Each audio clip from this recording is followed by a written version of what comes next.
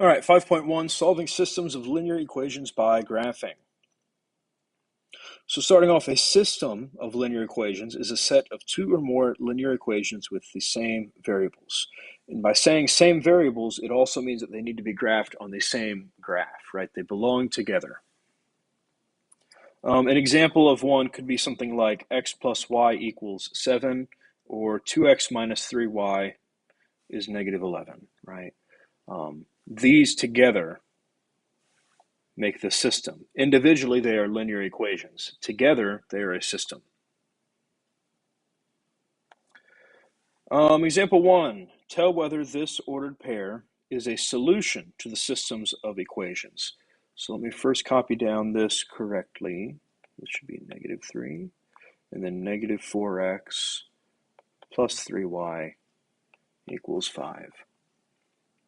I'm not really sure why it doesn't copy the symbols down on my iPad or not, but oh well. So if it is a solution to the system, it has to be a solution to each individual equation here.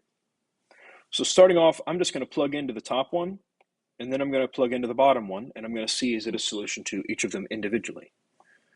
So looking at the top one here, I'll make this one be blue. I'd have, this is my x, this is my y, 2 plus 1 equals negative 3.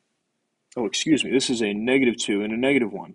Negative 2 plus negative 1 is a negative 3. That's a true statement. That is a true statement.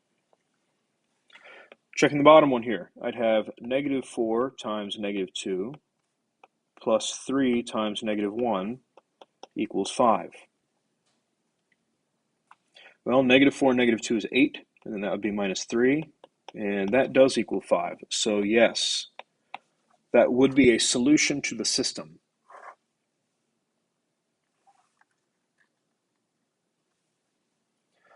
Alrighty, scrolling down.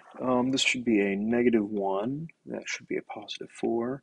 Then I have y equals negative 5x minus 4, and y equals 4x plus 8. Again, I just need to plug in and see if it works out. I'll plug into the top one first. I'll have 4 equals negative 5 times negative 1 minus 4.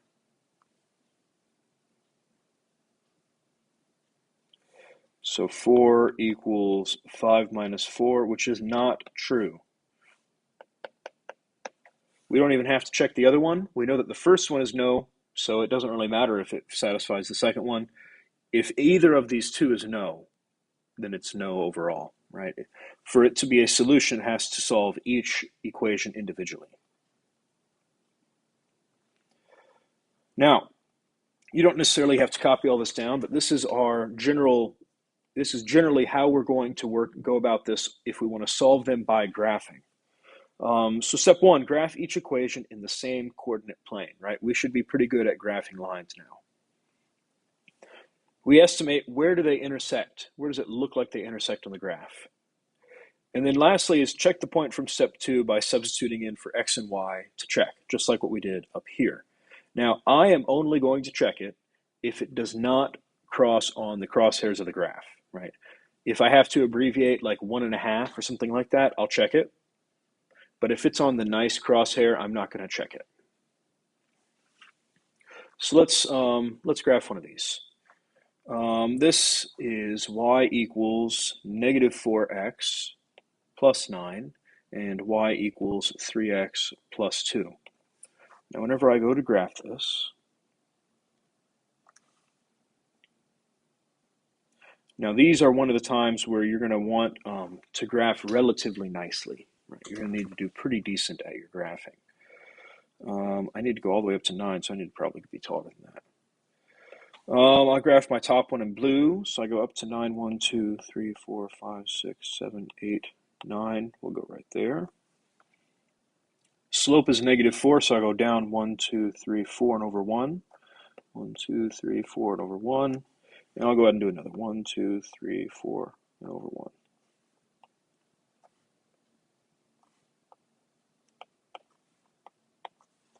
All right, there's my blue line. Now for my orange line, I have an intercept at 2. And my slope is 3, so I'm going to go up 3 and over 1. Oh, there's a spot. That point right there where they cross is my solution, and that would be at 1, 1, 2, 3, 4, 5.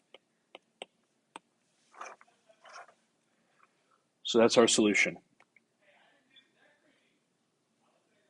Scrolling down.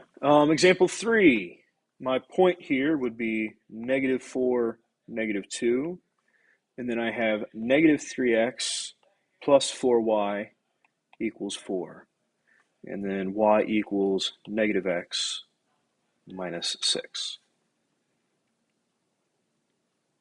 Solving this one, I'm going to get the top one and solve it for y because I want to put it in slope-intercept form.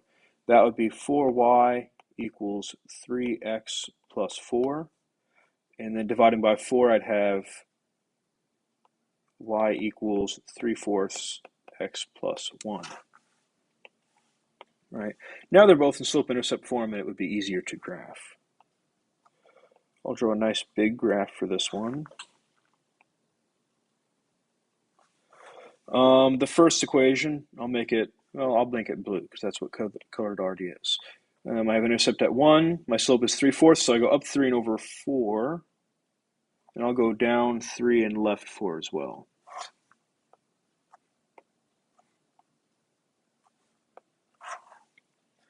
My second one, I'll graph orange. 1, 2, 3, 4, 5, 6.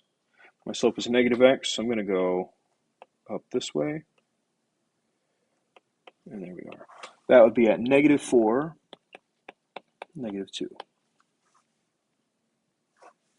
Oh, it asked me, is this an ordered pair? Well, I've just found it, so I hope it is.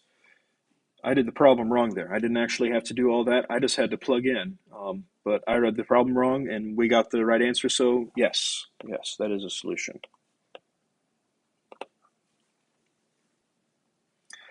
Example 4. This one we need to solve by graphing. Let me get this. This is y equals 1/3 x plus 6, and y equals -2/3 x plus 3.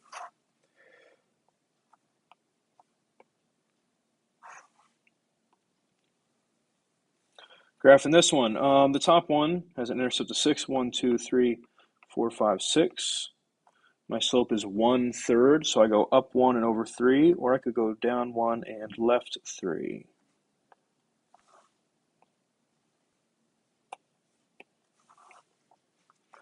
My other line has an intercept of 3, and I'm going to go up 2 and left 3. Oh, there it is.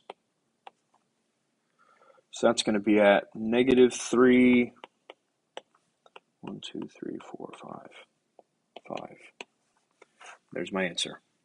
All right. Again, if you're doing these on your own and you get one to where it crosses like maybe in the middle of a point or in the middle of a crosshair on your graph, you should probably go ahead and plug that back in when you're done just to make sure that you guesstimated correctly.